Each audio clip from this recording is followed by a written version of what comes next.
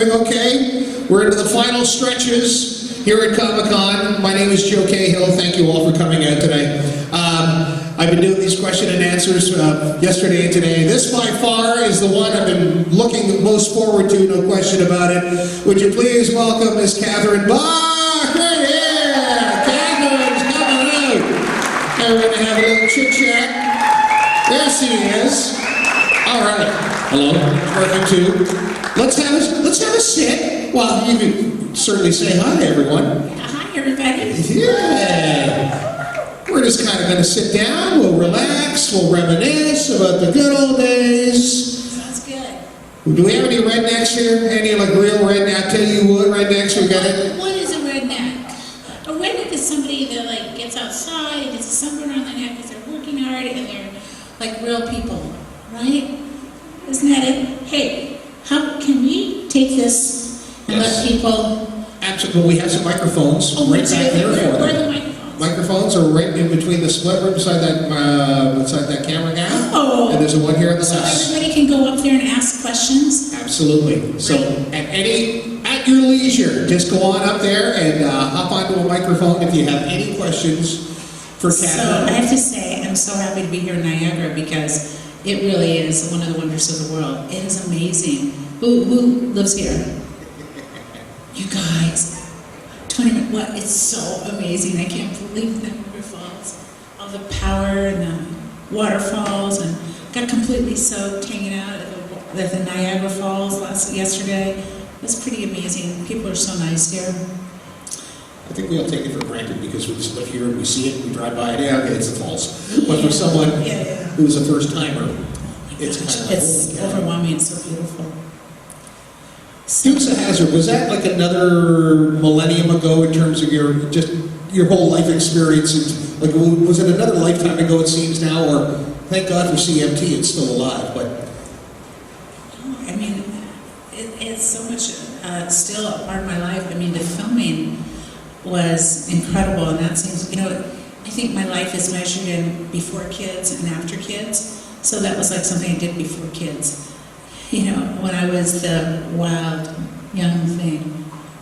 So, but we've done those Duke Fests, and 150,000 people show up for Duke Fest every year, so am I sitting too close to you? No, it's okay.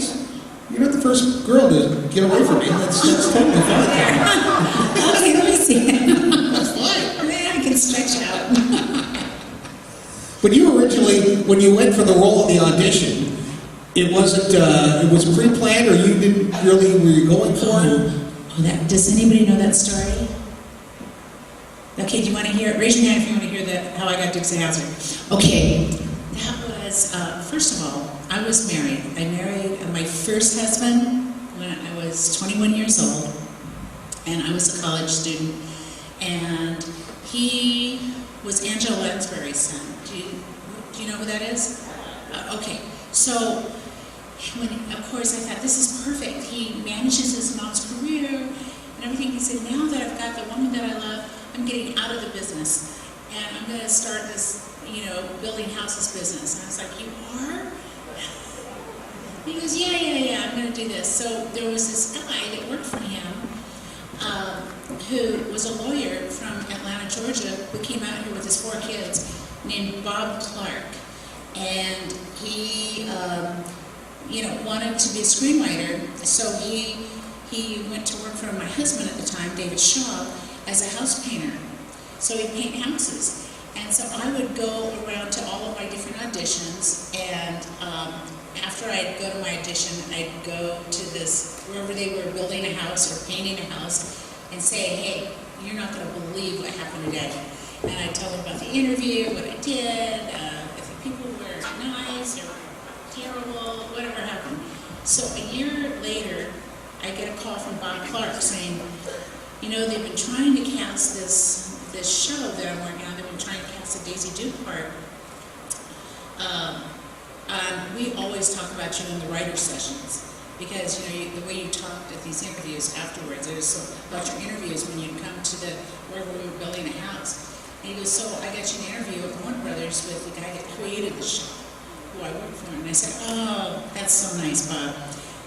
he goes, no, really, I want you to go. And I said, I know you're doing it as a favor to my husband. And he goes, no, I really, just go. And I said, okay. So I took down the information, 3 o'clock on Thursday, Warner Bros. Studios, 1979. October. I can't remember the exact date. But so I'm also, at the same time, I wrote a one-act play, which was very well received, and I didn't get a job as an actress from it. I got a job as a writer at ABC to do television movies of the week. So the director, the girl that directed the show, and myself were out celebrating in Beverly Hills, which I never did at that time. I never went to Beverly Hills because I lived in Malibu. And we had a great lunch. We celebrated my good fortune and her good fortune. And after lunch, I said, hey, what are you going to do? And she said, well, I'm going to go to my French class because I'm going to go to Canada this summer and I want to really be able to speak French. I'm going to Montreal.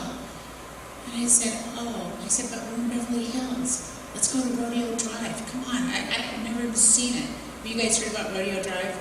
All right, it's like amazing. So she goes, no, I want to go to my French class. I can't miss it. I was like, really? And I said, well, I can't go there by myself. I wouldn't know. And she goes, well, what do you have planned? Did you plan anything? And I said, actually, I have an interview at Warner Bros. Studios. And she goes, what for? And I said, oh, it's that Daisy Duke part. But I know they're not going to hire me. They've been looking at girls all over the country for the last year, in New York, in Atlanta, Tennessee, Nashville, LA. I mean, there's no way I'm getting that part. They want a blonde-haired girl. They want this southern girl.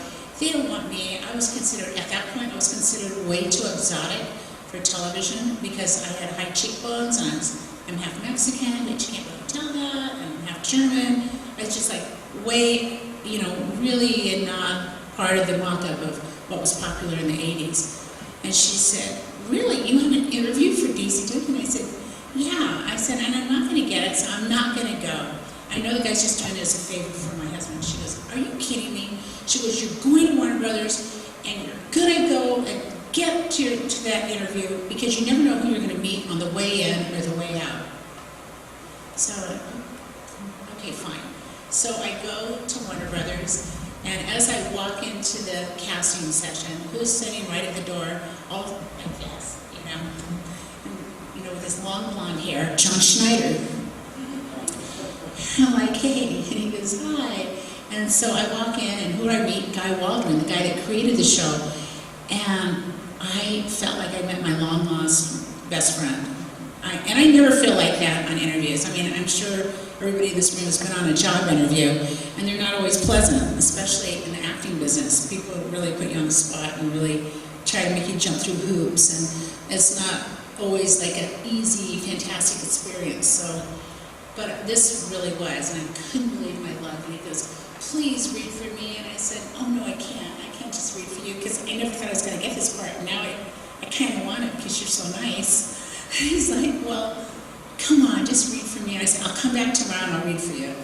So I did. I went back the next day and I read for him, and he loved it. And then we kept going. And oh, by the way, John Schneider that day, I said, hey, what are you doing? He goes, I'm just hanging out because, I'm here. And they brought me in from Atlanta, Georgia. I said, that must mean you have a part. He goes, no, it really doesn't mean I have a part. It means they brought me out here. So I'm closer to maybe having the part, but I don't have it.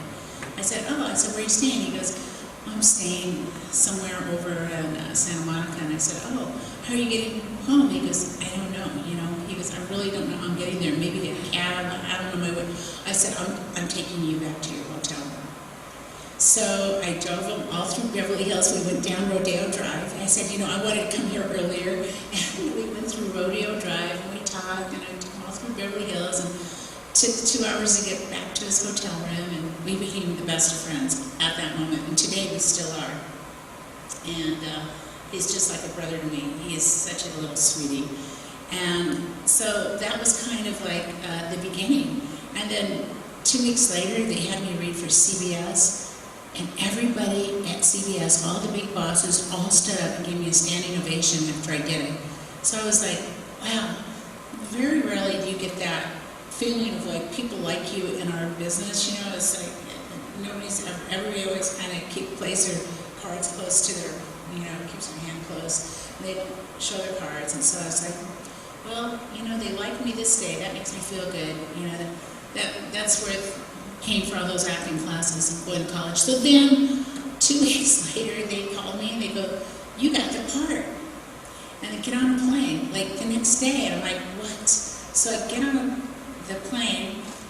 Another little fact that I didn't tell you is that my agent, because remember I told you earlier that I was like so exotic, he had told me, why don't you just go back to South Dakota? You're never going to work in California. You're never going to have a job. So I was like, oh, so I called my agent to say, hey, after all the good things you did for me and all the work you did, I finally have a paying job. And I couldn't get him on the phone. And I couldn't even get a secretary on the phone. I couldn't get anybody. So I was stuck in Atlanta, Georgia without, the night before I got the thing, a guy that I used to body surf, I recalled that he was a lawyer, and I called him up and I said, hey, can you negotiate this contract? And so that was the start of Hazzard. How's that? Perfect. So that's the end. That's the birth of Daisy. Okay. Any questions? We have the shorts coming up right over here. Hi. Hi, Patty. Out of any character, well, besides John Schneider, who else was kind of like your bestie on the show? And number two, what else can we expect from Anita on The Young and the Restless? Oh my gosh. Okay, I'll take that backwards. As far as Anita goes, she's a wild card. I think you're going to see me getting away into a con artist. Either I'm going to be doing it or my daughter is. And that's just sort of talk that I've had with the writers, like our guy that's in charge. So I think that's what's going to happen. I'm going to get worse and worse up to mine. And I'm going to find out, I'm going to finally hone in on Adam. This guy is Adam. If anybody watches. Yeah. You're good as a badass, by the way. Thank you. Say what? Dan Shackelford? I don't know. He's got German Shepherds. He's like a great guy in real life. But I don't know, because he was doing Dallas, and now I think he's got another show. So he'll come back when he's has some time. Let's go over here. I would have an affair, not with him. Okay, and as far as my besties, it would have to be every single one of them. But the ones I'm closest to is John Schneider and Ben and Alma from Georgia, because like when my husband died, Ben called me and he said, hey, you want Alma to come out and stay with you? Now, Ben Jones is so attached to his wife, it's like, they are like this. They never spend a day apart. And I said, yeah, that'd be great. So she came out and spent a month with me. And then she came back every month for a week to 2 weeks for the next year. And it continues to this day. I talk to Ben and Alma every week, sometimes her every single day. So, and then Tom Wolpat, I love him. He's a little smarty pants. He has 5 kids? He's a busy guy. and of course, Sonny is so charming, and Rick Hurst is so sweet. So how can I not love them all? Yes, sir. I'm kind of curious, how many cars do you know that you wrecked in the show, that you all wrecked in the show? Well, how many cars? Yeah, we probably wrecked about 300 or 400. But when you count all the times that we put those cars back together, before they were officially like, this is in pieces, and it's we're not gonna be able to jury-rig this back together, probably like 3,000. You had a stunt double for yourself during the stunts, but was there ever a time when you were kind of... A stunt double? I had like 5 or 6 stunt doubles. Was there ever a time when you thought that maybe you should have had a stunt double in a little sooner? Okay, like I said, this is before I had kids and before I was like being a careful, responsible mother. They would never let me jump one of the cars. And I said, I want to be in there. That looks like so much fun. Just like that little kid over there on the steps. I'm sure he's like, come on, let's jump that car. So has anybody been to a fair and seen the Winston drivers? The Winston drivers, they're a stunt team that goes around. You have? Okay, so you know how they jump the car like 14 feet? So I go to the driver and I said, hey, I'm Daisy Dick. You gotta put me in that car. And he goes, you wanna go in the car? And I said, oh yeah, I wanna go in the car. You know, can't do it at Warner Brothers because, you know, they won't insure me. But I know what I'm doing. And he goes, okay. So I get all suited up in all, you know, with all my pieces and my headgear and everything. I'm like in there and I'm feeling so good about things because now I finally get to have all this fun. We get from the back of the ramp, and it's all very measured. I mean, obviously, because these guys go from carnival or fair to fair, so it's got to be cool. So I'm in there, I'm excited, I feel like I'm stunt girl #1, and we take off, and then the car goes up that ramp and up, and I was like, wait a minute. Oh my goodness, what am I doing? This is the scariest thing I've ever done. And it was so scary. I cannot tell you how scary it was. It was only a 14-foot jump. And we were landing, like, you know, in the hay bales or something. I was like, oh, if I live through this, I promise you God, I'll never do this again. I just, so that was the beginning and ending of my big stunt career. Yes, sir. Hi, we lost the great James Best recently, and I just wanted to ask you if you had any, you know, stories or any special memories about him. Jimmy Best was, as you all know, one of a kind. He was so funny. He was funny and real and crabby and sexy and adorable and irascible and had a temper but was the sweetest guy in the world. You know, there was nobody like Jimmy Best. I just loved him, and he was always like my favorite go-to guy. You know, he was very wise.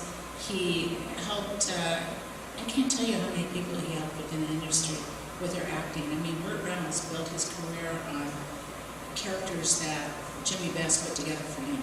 You had like an acting school or something like that too, or you just did a lot of tutoring, or? No, he had an acting school. I went to his acting school, so did John Schneider. You know, he always, he was technically one of the greatest. Good question. Anything else for Catherine? Come on, you guys. You're a little shy, I guess. Everybody always asks me if I have a favorite episode. There's so many moments in all the episodes that I just love. I mean, I loved Carnival of Thrills. I loved singing the Star Spangled Banner. I loved it when Ray, oh, the great Ray, Pretty Woman, what's it called? You should know Mr. Waterfall. Who? Pretty Woman? Oh, Roy Orbison. Roy Orbison. I loved working with Roy, and, you know, he had a Ferrari that he liked to take you for rides in, except that he was legally blind. So I didn't know that until I went in the Ferrari and his wife told me, you know, he's legally blind. Hello. Hi, dinner party. If you were to host a dinner party, living or dead, who would you invite? To my dinner party? Yes. Oh my God. Doesn't necessarily have to be actors, but anybody from history. Well, I would definitely invite Denver Pyle, who is my Uncle Jesse. You know, I would definitely invite him. Can I have 2 dinner parties? Okay, I'd invite him to my special little dinner party, and John and I would be there, and my girls would be there, and Denver's wife, and gosh, there's so many. Patsy Cline. I'd have Patsy Cline be there too, because he loved her, and so did I. And that's enough, because I'd probably be cooking for everybody. And then I'd have another one with Sorrel Book and Jimmy Best going to it. You know, I would just love that, and I'd sit in between them and have lots of laughs.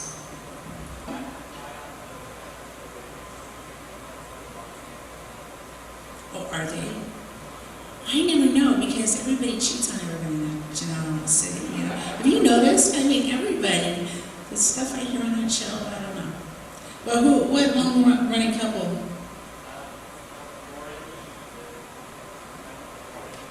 Michael and Lauren. You mean, what's her actor? Tracy Redmond?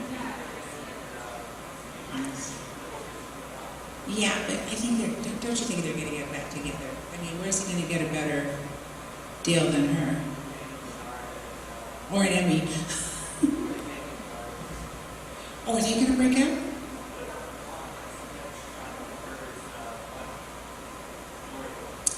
I know. What about her? She's got a very successful play that she's doing on Vivian Leigh.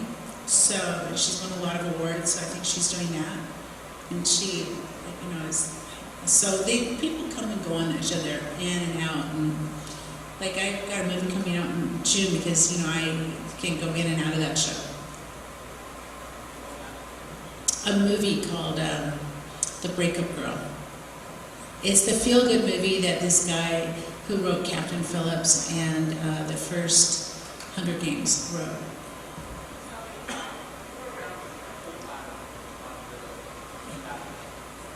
Yeah.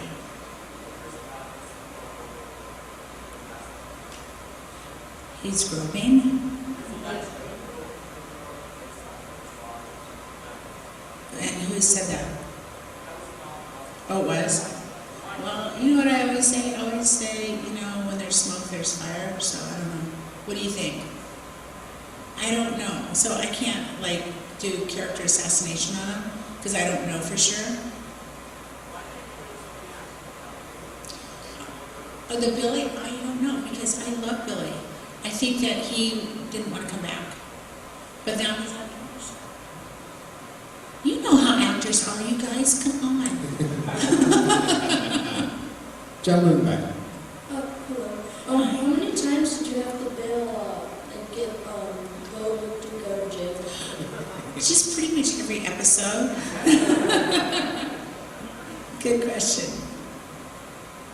Where was Duke's? Where was it shot? Was it in a back lot somewhere, or did you have stock shots for country, or where was it primarily shot? We originally shot an hour outside of Atlanta, Georgia, in a place called Conyers, Georgia, and Covington, Georgia. And so I was in this Holiday Inn. I was the only girl, and it was an L-shaped Holiday Inn. And I closed my curtains to keep, so blackout curtains, so everybody couldn't walk by and see what you were up to in our little one room. And then there was the Holiday Inn, and across the street was a Waffle House. That was So you were good. Okay, guys. Anything else for Catherine? It's been so nice talking to you all. Yeah. Don't tell anybody what I told you.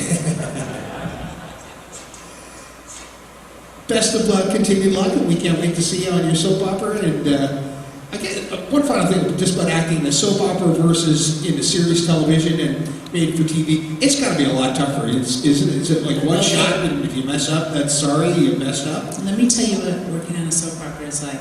First of all, it's like doing live television in the 50s. There's 4 cameras that are all orchestrated to get every shot. So we do, like on nighttime television, they have a couple of cameras, but they're shooting around and they edit. Daytime, we shoot 60 to 65 pages a day. So usually I'm memorizing 30 pages, and there's a camera coming from up here, there's a camera over here, there's a camera back here, and maybe one in front. So there's 4 cameras that are all orchestrated, rolling around you as you're doing these scenes, and it's just hard to believe. And there's a whole crew. There's 20 people in the editing bay, and a producer, and some boss person from the network going, "Come on, hurry it up. We got to get this day done." And it's a lot of pressure. So for me, it's really good because I basically raised my kids for the last 19 years. I do a movie here and there, but nothing serious where I was, on the spot. So it is really hard. Whereas nighttime television, like doing Y50, I worked out, they did my makeup for 2 hours. They do no more than 7 pages a day because they want to get the clouds rolling across the sky when you say your mind. And the stunts are pretty amazing, and special effects. There's not that on a soap opera, but on a soap opera, it's basically the technical and the actors carry the show. So. Sorry? Jeannie Cooper? Love Jeannie Cooper. I guess, do you have any?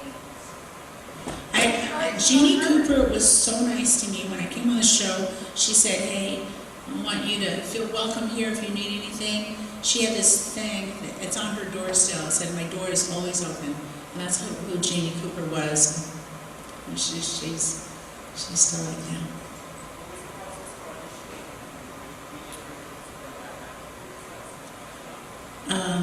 Well, CBS called me and they said, "Hey, how you doing?" And I said, "I'm fine." And they said, it was one of my best friends called me and they said, "Look, we got to talk business." And I was like, "What?" "Okay, what?" And they said, "We all want you to come back to work here." And I said, "Oh, thanks." I said, "Well, then offer me a job." And they said, "Well, we did. Young and the Restless, come on and get in shape so we can have you do another job." So I was like, "What? You want me to do a soap opera?" And they said, "Yeah, just come in." And so we sort of created this part, the Maria Bell, who was, the head writer at the time, and myself. Maria Bell? Sony bought half of Young and the Restless. The Bell family sold half, so I think they wanted to have more of a say in it. I mean, I really don't know. One final gentleman right here. Nathan from St. Catharines. So what is the story of the Daisy Dukes? Oh, the Daisy Duke. Do you guys want to hear that story? Yes. Okay, so when I was, so I had the part, and Guy Waldron, who created the show, said, "Now look, this is how you're going to look. This is the vision. A poodle skirt, a little turtleneck, a white turtleneck, a poodle skirt, go-go boots, and a blonde wig." I'm like, "A poodle skirt?"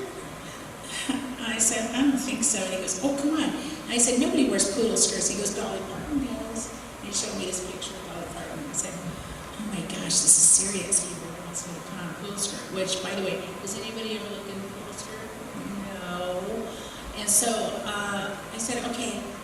I had a couple years of design school behind me. I said, "If I come up with a costume that you guys like, will you, think about that? Will you consider it?" And he goes, "Sure." So I went home, I got some jeans and some cowboy boots and my short shorts that I made in high school and some tops because I had a little side business during college. I put myself through school of making little tops and t-shirt tops and halter tops. And I brought it back like the next day and he said, "Okay, you got it. That's it." So, And it's history ever since. There you go. yeah. Catherine, it's been great seeing you. We're so glad that you came to Niagara Falls, and you got to come on back and see us again. Catherine Bach, ladies and gentlemen. Thank you. Thanks, guys. Enjoy the rest of the show. Thanks for coming out. We'll talk to you soon. Thank you.